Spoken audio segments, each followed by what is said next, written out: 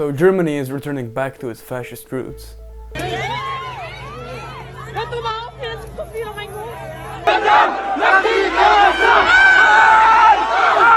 So Germany is on the wrong side of history once more.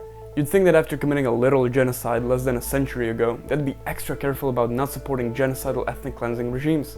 But you'd be wrong. See, ever since 1952, Germany has been a big supporter, basically a secondary lover, to the State of Israel, paying over $80 billion to them over the last 70 years.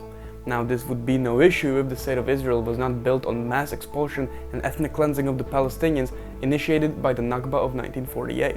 The last 6 to 7 months have seen the biggest death toll and displacement of the Palestinians since that event, and it has sparked enormous protests in most countries of the world. While police brutality is present with a lot of these protests, just look at Columbia University, Germany decided to go back to its roots.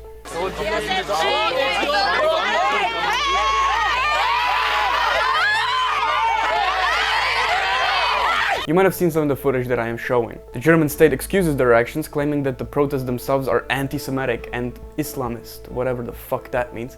But the overwhelming load of evidence goes against that claim. For a country claiming to have learned from its anti-Semitic past, it isn't exactly a good look that a significant bulk of those arrested during these pro-Palestinian protests have been Jewish people. According to a German researcher, Emily Diesch-Becker, almost a third of those cancelled by the German state for supposed anti-Semitism were themselves Jewish.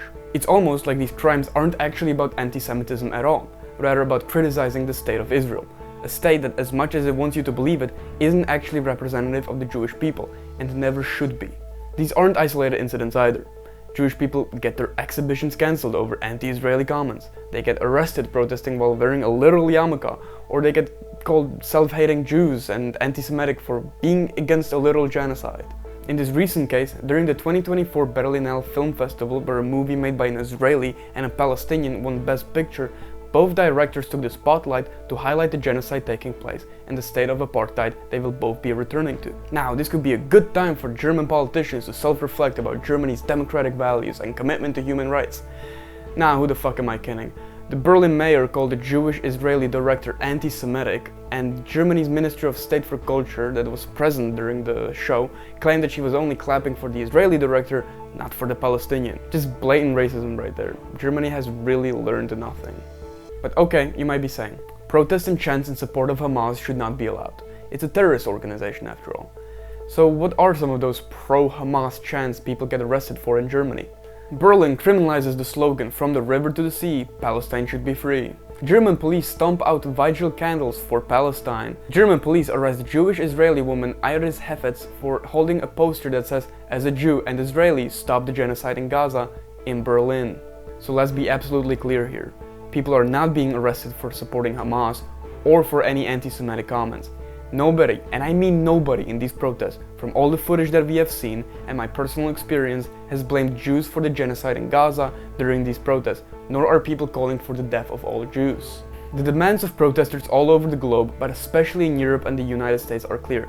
Stop funding the genocide, call for a ceasefire, and end the system of apartheid. All of this fake anti-Semitic accusation bullshit is actually just perpetuating real anti-Semitism coming from the far right, which is actually on the rise.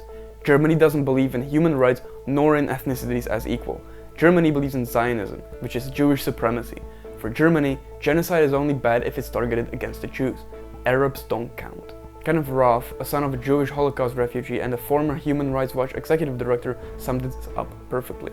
Germany defends itself at the ICJ by saying that its foreign policy after the Holocaust is built around defending Israel rather than preventing mass atrocities. That is the wrong lesson to draw. Germany's support of Israel is nothing new. To paraphrase Owen Jones here, Israel is trying to wash away their guilt over the Holocaust by making the Palestinians pay for it. However, the lengths it is willing to go to protect the public image of Israel is reaching horrific, undemocratic levels. 2 weeks ago, the Palestinian Congress in Berlin got shut down by the German police, blocking off the entrance and shutting down power. Their excuse was that one of the speakers was banned from performing political activity in Germany for his pro-Palestinian views. This could have either been Ghassan Abu Sita, a Palestinian surgeon, or Yanis Varoufakis, a political scientist. The police made arrests of even Jewish speakers from the organization Jewish Voice for Peace. Are you hearing all of this right? This is the state of our amazing liberal democracies, suspending democratic rights of assembly the minute it becomes inconvenient and unprofitable, Because that's what it's all about at the end of the day. A clear, nice image of rebirth after the Third Reich, but really just business as usual. Israel is a valuable strategic partner in the Middle East, and the United States, Israel's main bitch, is Germany's second largest trading partner. And this isn't some far-right administration either. This is all happening under Olaf Scholz's Social Democratic government, the same Social Democratic Party that murdered Rosa Luxemburg in 1919 after she opposed Germany joining World War I. Because Social Democrats, at the end of the day, with all of their preachings of being the working class party, always put national and state interests, which roughly translates to profit for capital owners, over that of the will of the popular working class masses. All of this is going to burst into Germany's face sooner or later. The suppression of protest never looks good, and it will only mobilize more people.